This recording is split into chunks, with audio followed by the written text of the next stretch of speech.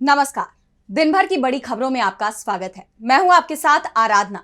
आज इस बुलेटिन में बात होगी इंडिया गठबंधन की बड़ी बैठक की, सीडीएस जनरल अनिल चौहान के खुलासे से मोदी सरकार की बड़ी परेशानी की। देखेंगे G7 शिखर सम्मेलन को लेकर क्यों मोदी सरकार पर उठे सवाल, कैसे मध्य प्रदेश में राहुल गांधी की सक्रियता ने बढ़ाई बीजेपी की टेंशन, जानेंगे क्यों एक्टर कमल हासन पर भड़का हाईकोर्ट, और बुलेटिन के आखिर में देखेंगे जाने माने कार्टूनिस्ट इरफान की किस खबर पर पड़ी तिरछी नजर। लेकिन दिन भर की तमाम बड़ी खबरों से पहले एक नजर आज की सुर्खियों पर। चुनाव आयोग का बड़ा फैसला, शुरू करने जा रहा है नई प्रणाली। अब मतदान प्रतिशत का मिलेगा real time update. Bombay lawyers association ने सीजेआई को लिखा पत्र, जस्टिस यशवंत वर्मा के खिलाफ मुकदमा चलाने की मांग। न्यायाधीश के घर से मिली थी नोटों की बोरी। राज्यपाल आरएन रवि ने तमिलनाडु सरकार के बिलों को दी मंजूरी। सीएम स्टालिन बोले सुप्रीम कोर्ट से डर गए गवर्नर। सुप्रीम कोर्ट ने बिल रोकने को बताया था अवैध।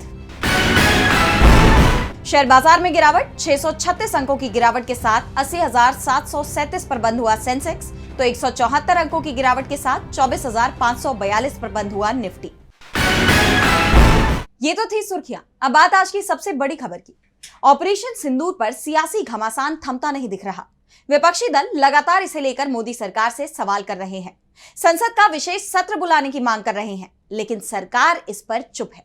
ऐसे में अब इंडिया गठबंधन की अहम बैठक हुई, जिसमें उन्होंने ऑपरेशन सिंदूर को लेकर अपनी रणनीति पर चर्चा की, जिसके बाद उनकी तरफ से संयुक्त बयान जारी किया गया। तो क्या कुछ हुआ इस बैठक में, जानने के लिए देखिए ये रिपोर्ट। पहलगाम में आतंकी हमला और उसके बाद भारत की तरफ से चलाए गए ऑपरेशन सिंदूर को लेकर कई सवाल उठ रहे हैं। विपक्ष लगातार सरकार को घेर रहा है, सवाल कर रहा है कि पहलगाम में हुई चूक से लेकर पाकिस्तान के साथ हुई 4 दिन की जंग में भारत को होने वाले नुकसान का जिम्मेदार कौन है, सीज फायर किन शर्तों पर हुआ, और अमेरिका के राष्ट्रपति डोनाल्ड ट्रंप जो दावे लगातार कर रहे हैं उसका जवाब मोदी सरकार क्यों नहीं दे रही है।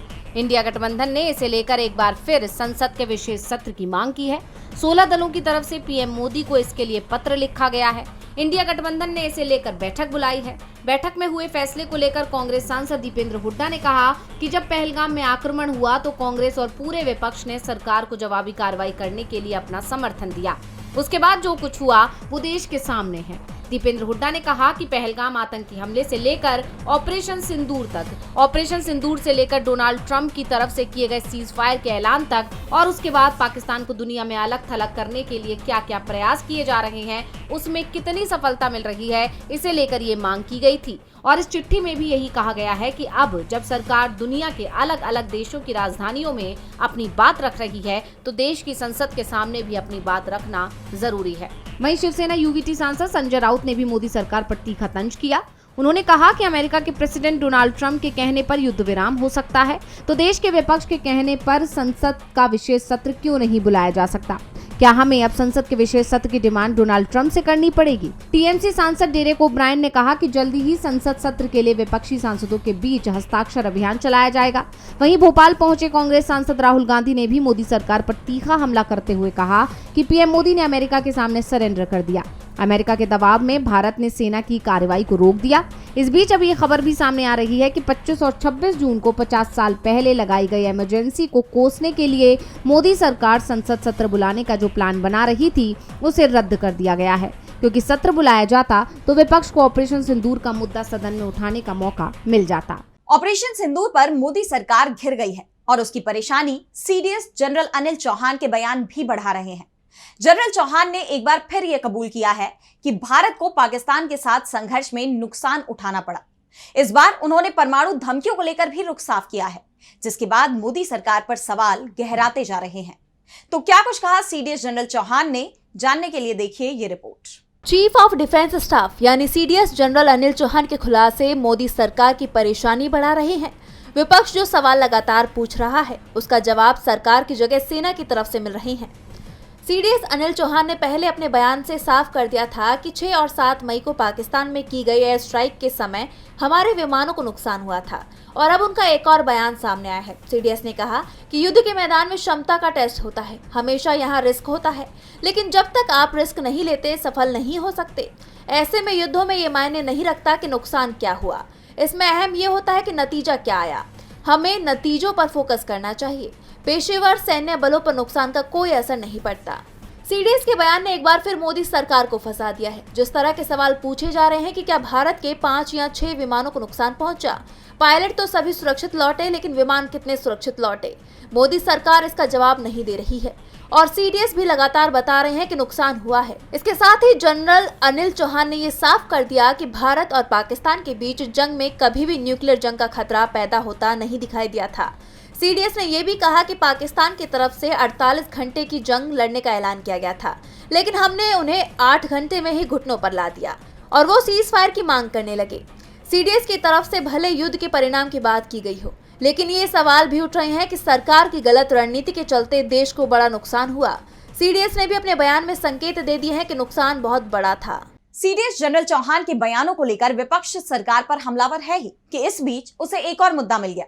इस बार G7 शिखर सम्मेलन की मेजबानी कनाडा कर रहा है, लेकिन भारत को अभी तक इसका न्योता नहीं दिया गया, जिसके बाद कहा जा रहा है कि ये पहली बार होगा जब भारत के प्रधानमंत्री इस सम्मेलन में हिस्सा नहीं लेंगे। ऐसे में मोदी सरकार की विदेश नीतियों को लेकर विपक्ष ने सवाल उठाए हैं। तो क्या है पूरा मामला, जानने के लिए देखिए ये रिपोर्ट। 6 सालों में ऐसा पहली बार होगा जब प्रधानमंत्री नरेंद्र मोदी G7 सम्मेलन में शामिल नहीं होंगे।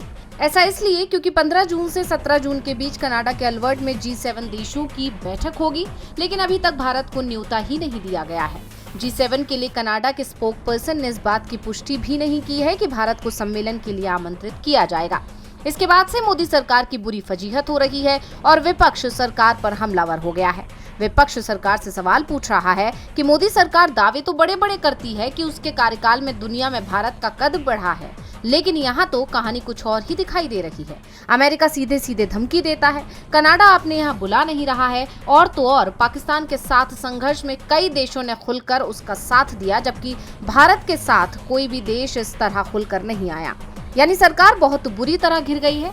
और अब इस मामले को लेकर जयराम रमेश ने सोशल मीडिया पर पोस्ट किया। उन्होंने लिखा कि 2024 के बाद भी भारतीय प्रधानमंत्री को इन सम्मेलनों में आमंत्रित करने की परंपरा जारी रही, लेकिन इस बार 6 वर्षों में पहली बार विश्व गुरु इस कनाडा शिखर सम्मेलन में उपस्थित नहीं होंगे। चाहे इस पर जितनी भी स्पिन दी जाए, सच्चाई ये है कि एक और बड़ी कूटनीतिक चूक है।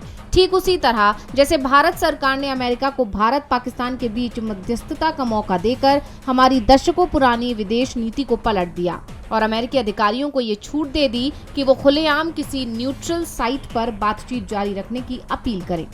इसके अलावा संजय राउत ने भी मोदी सरकार पर निशाना साधा है। उन्होंने भी सरकार को कटघरे में खड़ा कर दिया। तो ये तो आप विश्व गुरु हमारे प्रधानमंत्री मोदी जी से पूछना चाहिए। वो विश्व गुरु है, जगत गुरु है, तो अगर उनको नहीं बुलाया है तो उनके जो भगतगण हैं वो उनको जवाब देंगे। हमको तो बुरा लगा, ये देश का अपमान लगता है मुझे। भारतवर्ष का ये अपमान है कि हमको नहीं बुलाया गया। लेकिन क्यों नहीं बुलाया गया? क्या भारत की साख नीचे गिरी है? भारत के प्रधानमंत्री को कोई पूछता नहीं है? क्या है कारण, क्या है? हमारे विदेश मंत्री जो है जयशंकर जी ने बताना चाहिए हमको क्यों नहीं बुलाया।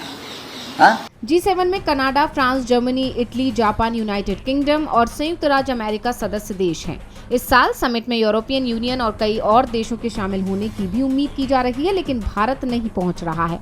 इससे पहले इसी तरह का विवाद तब खड़ा हुआ था जब ट्रंप ने राष्ट्रपति बनने के बाद मोदी को मिलने का न्योता नहीं भेजा था। इस पर भी सरकार घिरी थी और अब एक बार फिर मोदी सरकार में भारत की बेइज्जती पर विपक्ष हमलावर हो गया है। भारत की इस बेइज्जती पर विपक्ष ने मोदी सरकार पर निशाना साधा है, तो फटकार कांग्रेस विधायकों को भी मिली है, और वो भी किसी और से नहीं, खुद पार्टी सांसद राहुल गांधी ने उनकी क्लास लगा दी। मध्य प्रदेश की राजधानी भोपाल में राहुल ने कांग्रेस के संगठन सृजन के कार्यक्रम में शिरकत की। उन्होंने कई बैठकें ली, कार्यकर्ताओं को संबोधित किया। राहुल के इस दौरे से बीजेपी की घबराहट बढ़ती दिख रही है। तो क्या कुछ खास रहा राहुल के इस दौरे में? किन मुद्दों पर कांग्रेस सांसद ने दिया जोर? जानने के लिए देखिए ये रिपोर्ट। कांग्रेस सांसद राहुल गांधी एक्टिव मोड में दिख रहे हैं। वो एक के बाद एक कई दौरे कर रहे हैं, जिनमें प्रमुख तौर पर बीजेपी शासित प्रदेश शामिल हैं। इसी कड़ी में अब राहुल मध्य प्रदेश पहुंचे, जहां उन्होंने कांग्रेस के संगठन सृजन अभियान की शुरुआत की, जिसका उद्देश्य 2028 के विधानसभा चुनावों के लिए पार्टी संगठन को मजबूत करना है। कांग्रेस सांसद ने 5 घंटे के अपने इस दौरे में 5 अहम बैठकें की। राहुल ने पार्टी की पॉलिटिकल अफेयर्स कमेटी यानी पीएसी से लेकर विधायकों तक की बैठक ली और उन्हें कड़ी फटकार भी लगाई। राहुल ने कहा कि मध्य प्रदेश में पार्टी के पास चेहरों की कमी नहीं है। मुझे 10 ऐसे नेता नजर आते हैं जो मध्य प्रदेश में नेतृत्व करने की क्षमता और सरकार बनाने का माद्दा रखते हैं, लेकिन पार्टी नेताओं की अनुशासनहीनता मंजूर नहीं है। पहले हो सकता है कि इसे नजरअंदाज किया जाता रहा हो, मगर अब इसे बर्दाश्त नहीं किया जाएगा। अगर कहीं कुछ गलत दिखा तो हम उसे तुरंत बदल देंगे। अब रेस का घोड़ा रेस में जाएगा और बारात का घोड़ा बारात में जाएगा। राहुल गांधी ने नेताओं को गुटबाजी खत्म करने और एकजुट होकर काम करने और संगठनात्मक ढांचे को सशक्त बनाने का कड़ा संदेश दिया। कांग्रेस सांसद ने कहा कि कोई भी फैसला ऊपर से नहीं थोपा जाएगा, आप सब मिलकर फैसला करें और अगर कोई बदलाव की जरूरत होगी तो हम करेंगे। राहुल ने यह भी कहा कि बीजेपी की मदद करने वाले नेताओं की पहचान की जाए और संगठन में सही व्यक्ति को सही जगह दी जाए। राहुल के रुख को देखते हुए साफ है कि वो अभी से मिशन 2028 की तैयारियों में जुट गए हैं और उनकी यह सक्रियता बीजेपी को खटकने लगी है। पार्टी को आगामी चुनाव में कड़ी चुनौती का डर सता रहा है, इसीलिए बीजेपी नेताओं की तरफ से राहुल के इस दौरे पर निशाना साधा जा रहा है। राहुल गांधी अभी से एमपी में मिशन 2028 में जुट गए हैं। उन्होंने पार्टी कार्यकर्ताओं और विधायकों को कड़ा संदेश दिया है, तो नाराजगी कर्नाटक हाईकोर्ट ने भी जाहिर की है। एक्टर, डायरेक्टर और नेता कमल हासन के एक बयान को लेकर कर्नाटक में बवाल मचा हुआ है, जिस पर अब उन्हें कर्नाटक हाईकोर्ट से भी कड़ी फटकार लगी। कोर्ट ने साफ कहा कि आप होंगे कमल हासन, लेकिन आपको किसी की भी भावनाओं को आहत करने का अधिकार नहीं है। तो क्यों भड़का हाईकोर्ट, जानने के लिए देखिए ये रिपोर्ट। एक्टर, डायरेक्टर और नेता कमल हासन के बयान पर विवाद थमता नजर नहीं आ रहा। अब कर्नाटक हाईकोर्ट में एक्टर की याचिका पर सुनवाई हुई, लेकिन वहां भी उन्हें मुंह की खानी पड़ी। हाईकोर्ट उन पर ही भड़क गया। कोर्ट ने कहा कि आपने किस आधार पर बयान दिया है, आप किस आधार पर कर्नाटक के लोगों की भावनाओं को कमतर आंक रहे हैं? क्या आप इतिहासकार या भाषाविद हैं? आपने किस आधार पर बात की? आप कमल हासन हो या कोई और, आप जनता की भावनाओं को ठेस नहीं पहुंचा सकते। आपको बोलने का अधिकार है, लेकिन लोगों की भावनाओं को ठेस पहुंचाने का नहीं। फ्री स्पीच और अभिव्यक्ति का मौलिक अधिकार इस हद तक नहीं दिया जा सकता कि इससे जनता की भावनाएं आहत हो। दरअसल ये विवाद कमल हासन के उस बयान पर छिड़ा है जिसमें उन्होंने कहा था कि कन्नड़ भाषा तमिल से पैदा हुई थी। इस पर कन्नड़ भाषियों ने कड़ी आपत्ति जताई।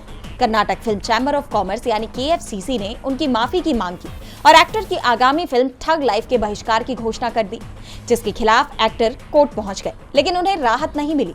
कोर्ट ने कहा कि नागरिकों के लिए जल, भूमि और भाषा मायने रखते हैं। भाषाई आधार पर देश का विभाजन नहीं होना चाहिए।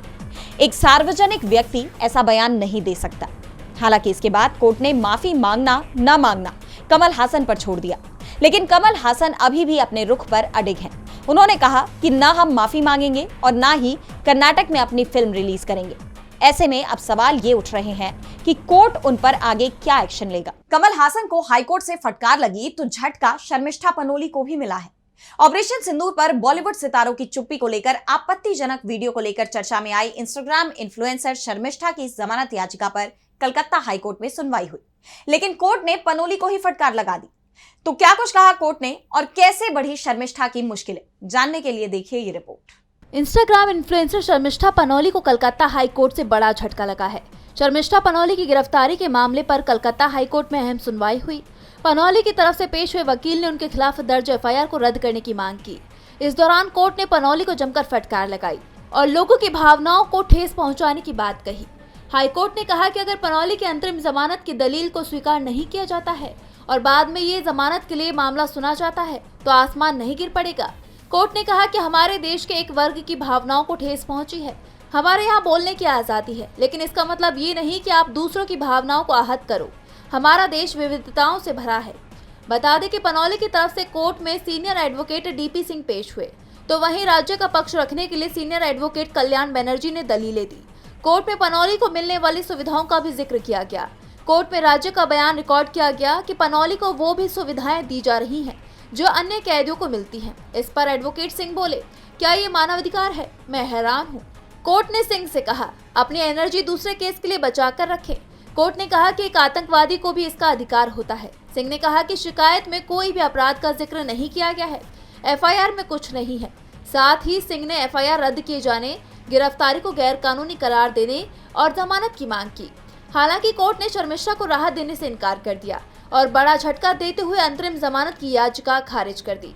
बता दें कि ऑपरेशन सिंदूर को लेकर टिप्पणी करने के चलते पनौली को गिरफ्तार किया गया था, जिसके बाद उनके खिलाफ एक्शन लिया गया। शर्मिष्ठा की मुश्किलें बढ़ती दिखाई दे रही हैं, तो मुश्किलें अडानी ग्रुप की भी बढ़ती नजर आ रही हैं। उनके खिलाफ अमेरिका में एक मामले में जांच शुरू हो गई है। पहले से ही अमेरिकी कोर्ट में अडानी ग्रुप पर भ्रष्टाचार के आरोप में मामला दर्ज है। उन पर रिश्वत के आरोप लगे हैं। ऐसे में अब एक और मामले में न्यायिक जांच की खबर वाकई में चौंकाने वाली है। तो क्या है पूरा मामला, जानने के लिए देखिए ये रिपोर्ट। भारतीय उद्योगपति गौतम अडानी के खिलाफ अमेरिका में बड़ा एक्शन हो सकता है। खबर आ रही है कि अडानी की एक ट्रेड डील के खिलाफ अमेरिकी न्याय विभाग की तरफ से जांच की जा रही है। अमेरिकी अखबार द वॉल स्ट्रीट जर्नल की रिपोर्ट के मुताबिक अमेरिकी न्याय विभाग अडानी ग्रुप और ईरान के बीच एलपीजी ट्रेड डील की जांच कर रही है।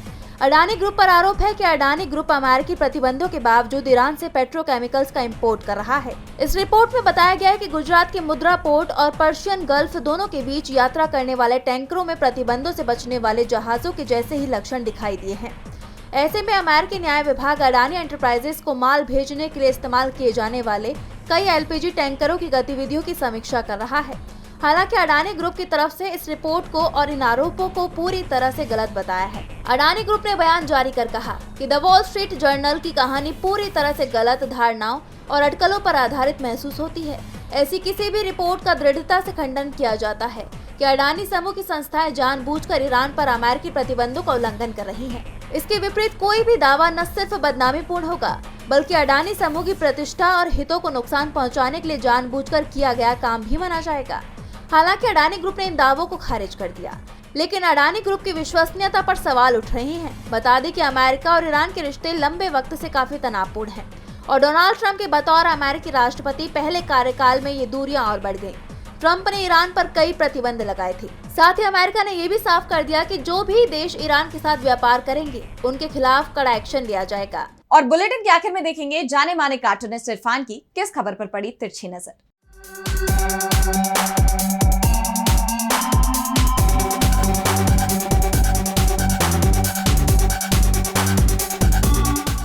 अमेरिकी उद्योगपति एलोन मस्क ने मास्टर स्ट्रोक चल दिया है। उसने पहले तो अपने साथी डोनाल्ड ट्रंप का साथ छोड़ा और उसके बाद में अपने पिता को तारीखों के अंदर लगा दिया। तारीखें यानी कि मोदी जी बहुत महान हैं, भारत की जीडीपी बहुत शानदार है और यहाँ के लोग बहुत शानदार हैं। यानी कि गाड़ी को आने की हरी झंडी तो एलोन मस्क की वो मिलेगी मोदी जी के हाथों से ही, और यहाँ लोग खरीदेंगे।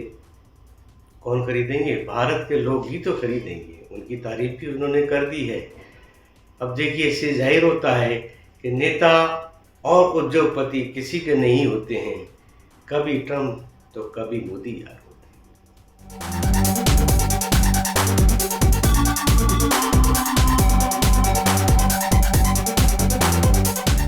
बहुत बहुत शुक्रिया इरफान जी। तो आज इस बुलेटिन में इतना ही। आप देखते रहिए डीबी लाइव। नमस्कार।